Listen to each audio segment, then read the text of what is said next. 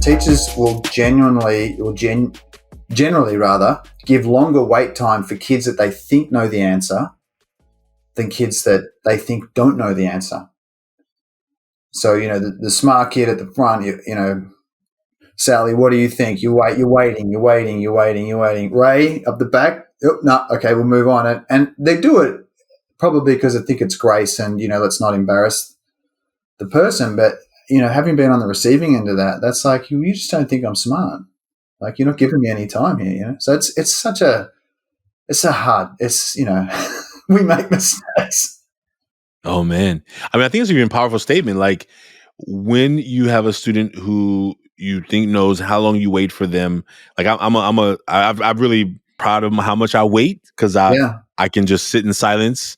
When I became an administrator and I was training teachers, I'd be like, I would start counting. Ask a question, I would start counting 1 and 2, and it'd be like less than 2 seconds. I'm like, oh my goodness. Like, and I said, do you know how long you wait for people to answer a question when you ask them? And they're like, 1, 2. I'm like, 2 seconds. Yeah. Like, you know what I'm saying? Like right now in this, the way you answering that question took longer than you gave 3 or 4 of those students. Cause as soon as they answer, as soon as you ask, you were like waiting for words to like fill in the gap. And so I really wanted teachers and I really encouraged them to just take a breath. Like something but to not give people a chance to even hear the question fully, process the question, and then find some ways to think about. Anyway, that's more teacher pedagogy stuff. But I think that idea of it is so important, right? Because it's also like, I don't even. Or if the student knows how you're going to do it, they know that they just say silent for a few seconds, and you're going to move on anyway.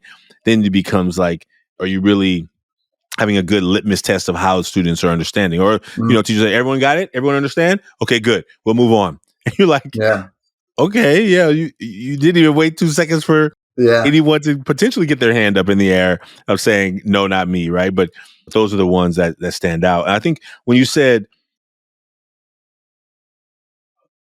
something you said about wait time, but I was really stepping into that thought process of like, when we ask people how they're doing, right? Like, if they know that we don't really have time, then maybe I'm going to give you the easy, frictionless answer that's just going to keep it moving, right? I'm going to just keep it moving. Oh, I'm fine. I'm good. Great. Everything's great. Right.